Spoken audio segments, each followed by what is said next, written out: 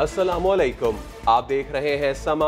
मैं हूं सैयद फैसल करीम और मैं हूं किरण आफ्ताब। बुलेटिन में खुश आमदीद।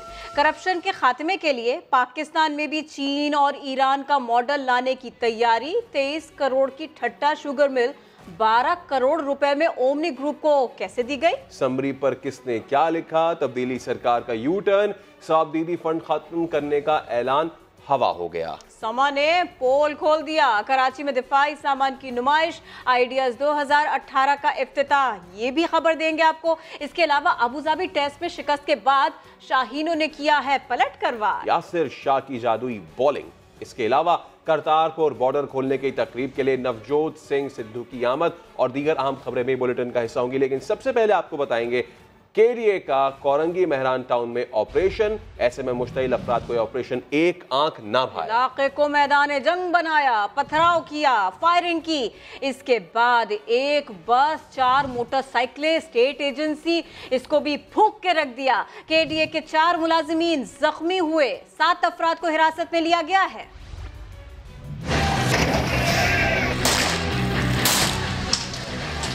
कराची में गैर कानूनी तामीरात के खिलाफ ऑपरेशन। कोरंगी मेहरान टाउन में कशीदगी फैल गई।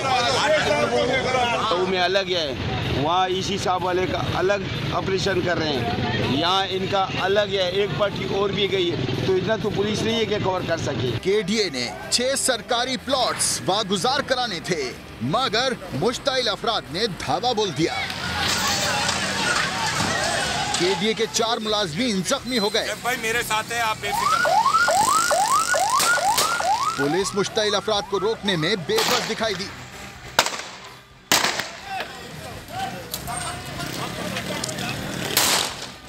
से ये चीजें इस तरह की हैं जो वक्फे वक्फे से हालात वहाँ तो होते हैं, जिन्होंने कब्जे किए में या जो कब्जे के प्लॉटों की खरीदो फरोख्त है, ये जाहिर है वो लोग हैं जो वो इन चीजों पे फिर रिटेलिएट करने की कोशिश करते हैं। जो उन्होंने गलत काम किए में उसको ढकने की कोशिश। पथराव, जलाओ घेराव, 2 गाड़ियां, 4 मोटरसाइकिलों और एक स्टेट एजेंसी को आग लगा दी गई। पुलिस ने मौके से 7 अफराद को हिरासत में लेने का दावा किया। रेंजर्स की भारी नफरी भी पुलिस की मदद के लिए पहुंच गई। इलाके में कशीदगी बरकरार है। कोरंगी मेहरान टाउन में केडीए टीम पर हमला, जलाओ घेराव और गिरफ्तारियों के बाद ताज़ा तरीन हम सूरत हाल जानते हैं। हमारे नुमाइंदे हमारे साथ मौजूद है शाहनवाज अली। शाहनवाज, बताइए, पुलिस की नफरी, रेंजर्स यहाँ पर भारी तादाद में पहुंचे थे, अभी भी यहाँ पर ऐसी ही सूरत हाल है?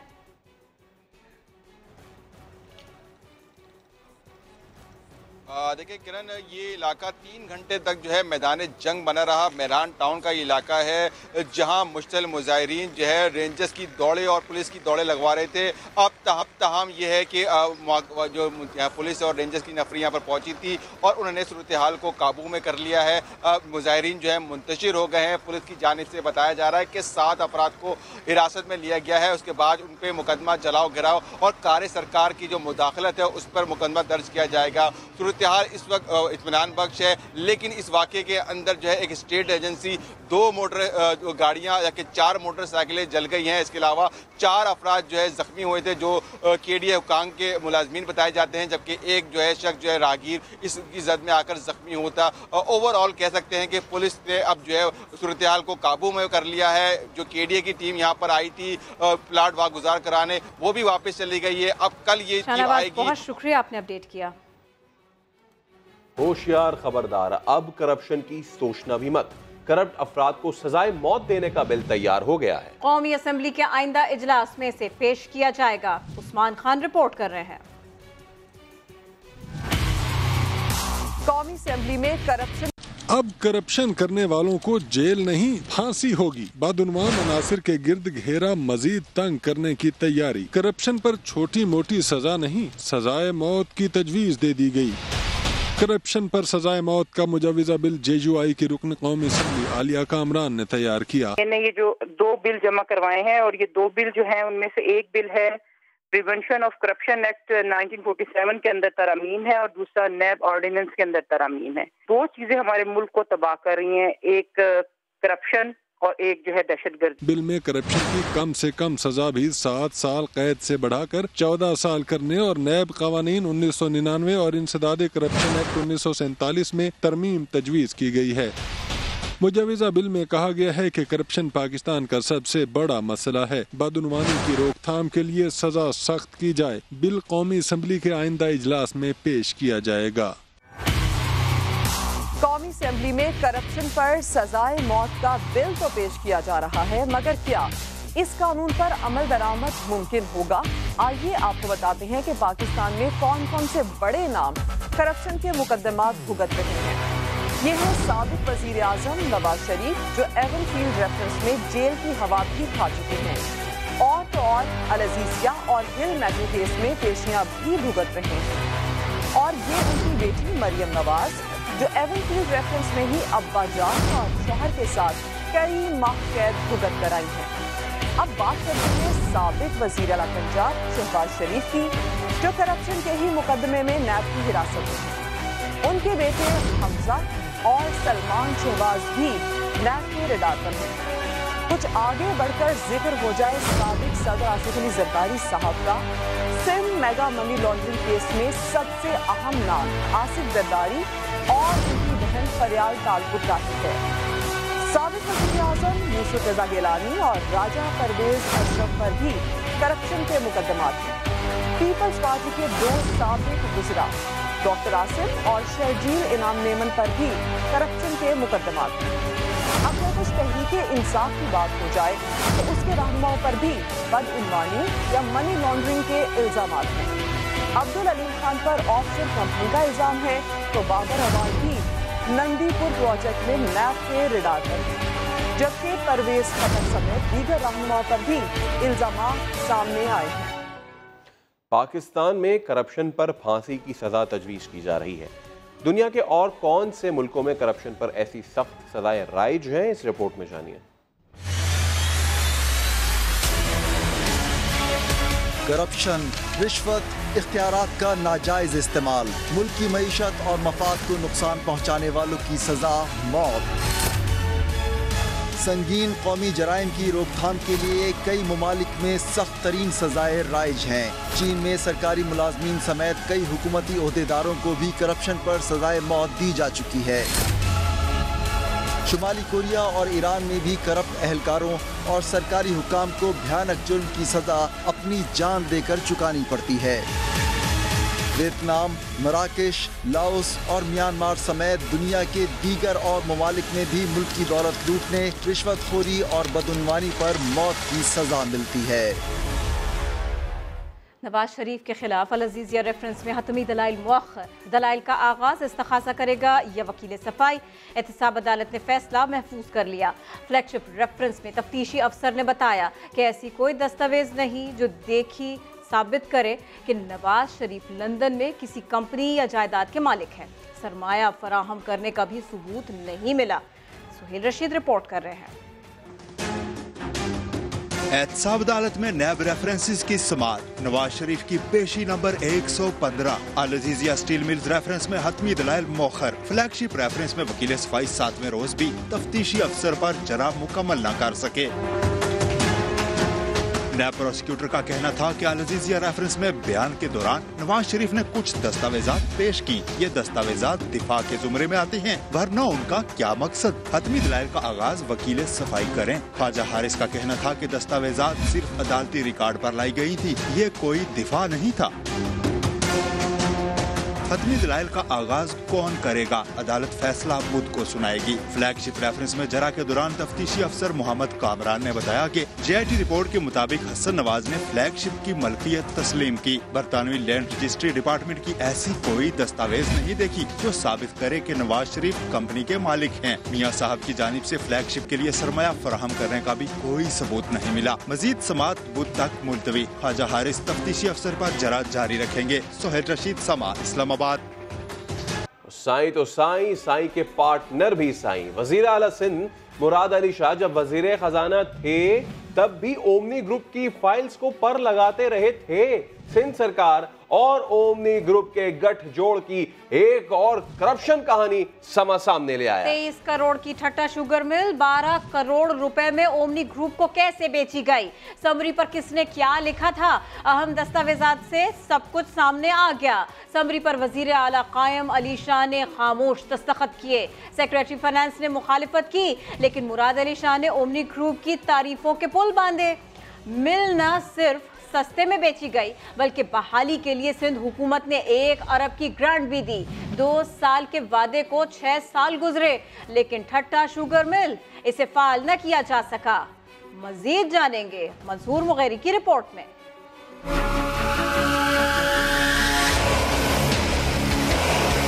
इस तहरीर को गौर से देखें, ये किसी आम आदमी की नहीं, इस वक्त के वजीर आला और उस वक्त के वजीर खजाना मुराद अली शाह के अल्फाज हैं और ये अल्फाज कहानी सुना रहे हैं सिंध सरकार और ओमनी ग्रुप के गठजोड़ की। 2012 में सिंध सरकार ने ठट्टा शुगर मिल बेचने का प्लान बनाया। मिल की सरकारी कीमत 23 करोड़ मुकर्रर की गई। एक जानिब से उतनी ही ऑफर भी आई, मगर मिल तो सिर्फ एक ही ग्रुप को बिकनी थी।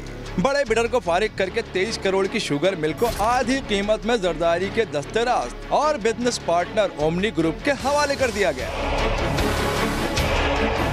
मगर इस फैसले पर किसने क्या किरदार अदा किया, समाज सब सामने ले आया। समरी पर कायम अली शाह ने खामोश दस्तखत की, मगर सेक्रेटरी फाइनेंस डट गए। साफ साफ लिख दिया कि ओमनी ग्रुप की ऑफर हुकूमती रिजर्व कीमत से बहुत कम है। मगर उस वक्त के वजीर खजाना मुराद अली शाह तो जैसे ओमनी ग्रुप पर सदके वारी हो गए थे। सिर्फ दस्तखत ही नहीं किए बल्कि अपनी ही वजारत के सेक्रेटरी के खिलाफ कमेंट्स में ग्रुप की तारीफों के पुल भी बांध दिए। लिखा, ग्रुप तजुर्बेकार है, ट्रैक रिकॉर्ड भी बेहतरीन है, रोजगार के मौके पैदा होंगे, मईशत में भी बेहतरी आएगी। गर्ज ये कि शुगर मिल ओमनी ग्रुप को क्या बिकेगी, पूरे ठट्टा में खुशहाली आ जाएगी। मगर बात यहीं खत्म नहीं हुई। ना सिर्फ सिंध हुकूमत ने ये मिल औने पौने ओमनी ग्रुप को बेची, बल्कि मिल की बहाली के लिए 1 अरब रुपए की मदद भी फराहम की। ओमनी ग्रुप ने भी तहरीरी वादा किया कि 2 साल में मिल को पैरों पर खड़ा कर देंगे। आज 6 साल गुजर चुके हैं, न मुकामी लोगों को रोजगार मिला है और न ही इलाके में खुशहाली आई, बल्कि सालों से बंद पड़ी ठट्टा शुगर मिल की खामोश मशीनरी चीख चीख कर अजब करप्शन की गजब कहानी का नौहा पड़ रही है। मंसूर मुगैरी, समा, कराची। भारत के साबिक क्रिकेटर और भारतीय पंजाब के वजीर सकाफत नवजोत सिंह सिद्धू फिर पाकिस्तान के मेहमान बने। पिछली बार आए तो करतारपुर सरहद खोलने की ख्वाहिश जाहिर की, जो अब पूरी होने जा रही है। ख्वाहिश की तकमील पर नवजोत सिंह सिद्धू खुशी से निहाल हैं। देखते हैं अरशद विर्क की रिपोर्ट। नवजोत सिंह सिद्धू एक बार फिर अमन के रास्ते पर चलते हुए पाकिस्तान पहुंच गए। याद में बीतिया दौर आया, अज एदी जियारत में करन खातर सोने यारां दे शहर लाहौर आया। मीडिया से गुफ्तगू में सिद्धू ने कहा कि 73 सालों का इंतजार खत्म हो गया। समा से गुफ्तगू में सिद्धू ने PSL के लिए दोबारा पाकिस्तान आने का ऐलान भी किया। बिल्कुल आऊंगा अगर बुलाया जाऊंगा, कोई भी मुझे बुलाएगा। आदमी खाना खाने से तृप्त नहीं होता, आदर मान सम्मान से हो। गवर्नर हाउस पहुंचने पर चौधरी मोहम्मद सरवर ने मेहमानों को खुशामदीद कहा और सिद्धू को गुज़िश्ता दौरे में मिलने वाली झप्पी पर दिलचस्प तबसरा भी किया। दुनिया च पहली बारी होया कि एक जफ्फी इन्नी कर गई, एक जफ्फी दे इन्ने रौले पै गए कि पूरी दुनिया च पै गए। भारतीय मेहमान करतारपुर राहदारी खुलने पर बार बार पाकिस्तान का शुक्रिया अदा करते रहे। PTI के 100 दिन में वजारत खजाना की कारकर्दगी कैसी रही? वजीर खजाना असद उमर कहते हैं माजी से मुख्तलिफ काम किए हैं, मईशत की समत दुरुस्त की जा रही है, हालात बेहतर होने में जरा वक्त तो लगेगा। वजीर खजाना असद उमर को शहरी कितने नंबर देते हैं, आपको दिखाते हैं। जो हमने 100 दिन के अंदर काम किया वो वाकई में एक ऐसा काम हुआ है जो मुख्तलिफ है माजी से, और इंशाअल्लाह ताला पाकिस्तान की सिमत दुरुस्त होगी। नंबर आप फिर उसको ले दें। मैं वज़ीर ख़जाना को 10 में से 8 पॉइंट दूँगा। वज़ीर ख़जाना तो 10 में से 8 मार्क्स देंगे, क्योंकि जो महंगाई है वो एकदम इंक्रीज या डिक्रीज नहीं हो सकती। जो उन्होंने रास्ते मुतय्यन कर रहे हैं कि जी हम इस तरह जो अभी तक उन्होंने रोड मैप दिया है उसमें मेरा ख्याल है को 8। वज़ीर ख़जाना को जो है मैं 10 में से 7 नंबर दूंगा। जो मेहनत कर रहे हैं, जो नज़र आ रहा है उसमें तो मैं 8 नंबर दूंगा। तो बस नॉर्मल हुई है, थोड़ी ज़्यादा उन्होंने की है, मगर हालात को मद्देनज़र रख के की है। असद साहब को 10 नंबर, वज़ीर ख़जाना को मैं 5 नंबर दूँगा। 10 में से तो मेरे ख्याल में इसको तो 8 तो देना चाहिए। असल जो काम करना था वो मईशत की सिर्फ उस तरफ कि जहां से हम मुस्तकिल तौर पर बहरान से निकल सकें। तहरीक इंसाफ की इत्तेहादी एमक्यूएम भी 100 दिन की कारकर्दगी से नाला है। फैसल सब्जवारी ने तहरीक इंसाफ हुकूमत को 10 में से 1 नंबर दिया। 10 में से मेरी ख्वाहिश तो ये थी कि मैं कोई 5-6 नंबर दूं, लेकिन अभी मैं 1 ही नंबर दूंगा कि एक ही नुक्ता है। कराची के तरक्याती पैकेज और हैदराबाद की पब्लिक सेक्टर यूनिवर्सिटी 2 नुकात ऐसे हैं उन 13 नुकात में से जिन पर पेशरफ्त होती नजर आ रही है। एक पेशरफ्त हुई है, वो भी आपको बताएं। साइज सरकार ने कराची के रिहायशी इलाकों में कायम स्कूल्स के खिलाफ कार्रवाई का फैसला वापस ले लिया। सिंध बिल्डिंग कंट्रोल अथॉरिटी ने रिहायशी इलाकों में कायम स्कूलों को हतमी नोटिस दिया था। 24 घंटों में ही फैसला बदल गया। स्कूल के मालिकान है उनको यकीन दिलाता हूँ कि हम आखिरी इकदाम होगा अगर हम लेंगे कि जी स्कूलों के खिलाफ कोई कार्रवाई हो, तो फिल वक्त कोई ऐसी प्लानिंग नहीं है, फिर वक्त कोई ऐसा मंसूबा नहीं है। मुशीर कानून ने तो ये तक कहा कि रिहायशी इलाकों में निजी स्कूल्स कानून के मुताबिक हैं, लेकिन ज्यादा जगह घेरने वालों के खिलाफ कार्रवाई करेंगे। Karachi building town planning regulation है 2002 के, वो इस बात की इजाजत देता है कि रिहायशी इलाकों में स्कूल हो सकते हैं अगर वो कुछ पैमाइश के मुताबिक हों। सिंध हुकूमत के रातों रात तब्दील फैसले से सवालात जन्म लेने लगे कि जिस स्कूल ने कानून तोड़ा उन्हें ही नहीं दीगर को भी नोटिस जारी हुए। एक ही सफ में सबको क्यों खड़ा कर दिया गया?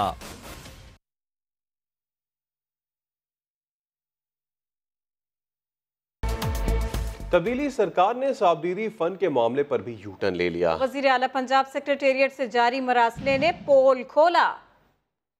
तमाम दर जो डिस्क्रिशनरी अमाउंट जो कि वज़ीर आज़म, सदर ममलिकत और MNA इस्तेमाल करते थे, उन तमाम की डिस्क्रिशन खत्म कर दी गई है। पाकिस्तान तहरीक इंसाफ का एक और यू टर्न।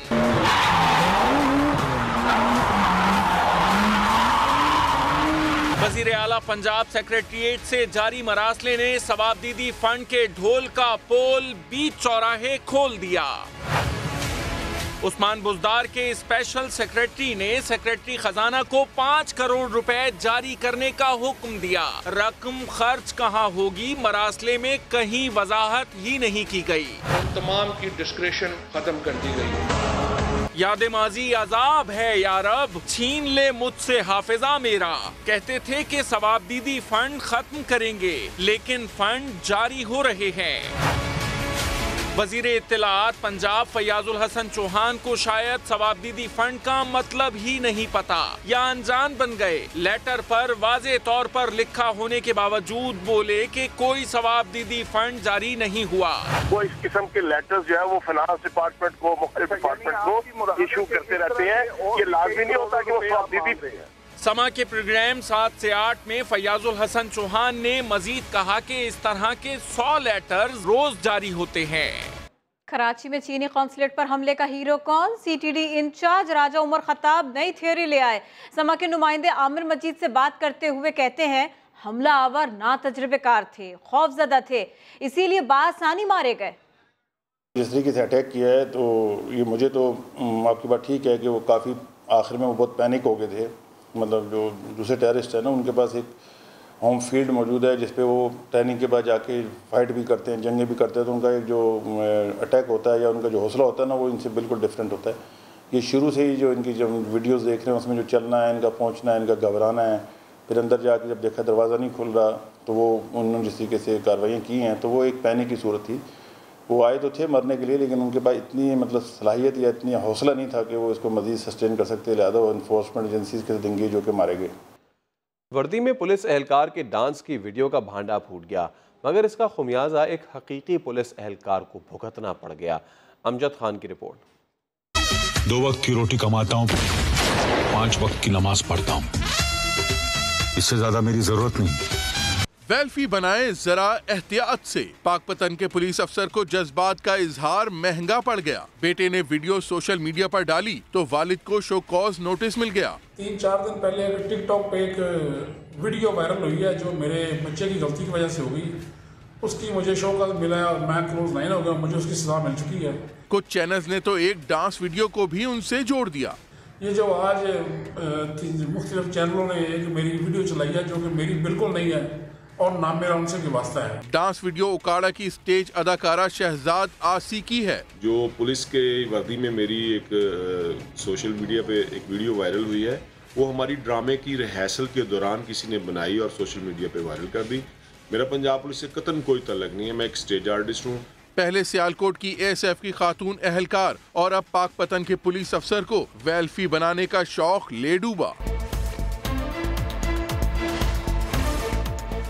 Welcome back. दिफाई नुमाइश 2018 का कराची में आगाज हो गया।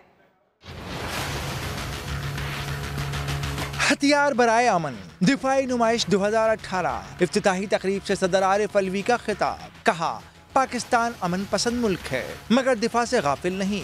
भारत को मुज़ाकरात की मेज पर आना होगा, मसला कश्मीर हल करना होगा। From this forum, continue to say that India must come to the peace table and discuss issues rather than staying away with different excuses. Karachi expo centre में मुनक्कद नुमाइश में 50 ममालिक के 522 स्टॉल्स लगाए गए हैं। चीन के एयर डिफेंस सिस्टम और शिप बिल्डिंग कंपनी की भरपूर शराकतदारी।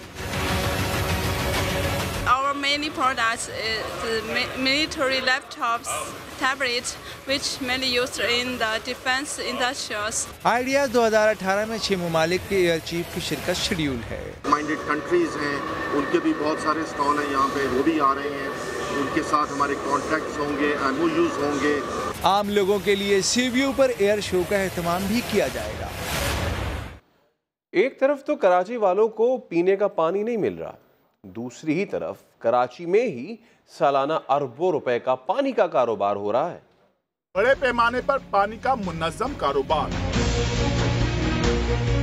एक वाटर हाइड्रेंट से योमिया 540 वाटर टैंकर्स भरे जाते हैं, वो भी 1000 गैलन। एक टैंकर की औसतन कीमत है 3000 रुपए। तो शहर के 6 सरकारी हाइड्रेंट से योमिया 1 करोड़ रुपए का पानी फरोख्त किया जा रहा है। शहर के मज़ाफ़ाती इलाकों से खारे पानी के हजारों टैंकर्स अंदरूने शहर दाखिल होते हैं और वो भी मुज़र सेहत। एक सर्वे के मुताबिक कराची में रोजाना 10,000 वाटर टैंकर्स पानी सप्लाई करते हैं। एक वाटर टैंकर की कीमत 3000 रुपए भी लगाई जाए तो कुल रकम बनती है तकरीबन 3 करोड़ रुपए। माहाना 90 करोड़ और सालाना 11 अरब रुपए की कमाई इसी कारोबार से होती है।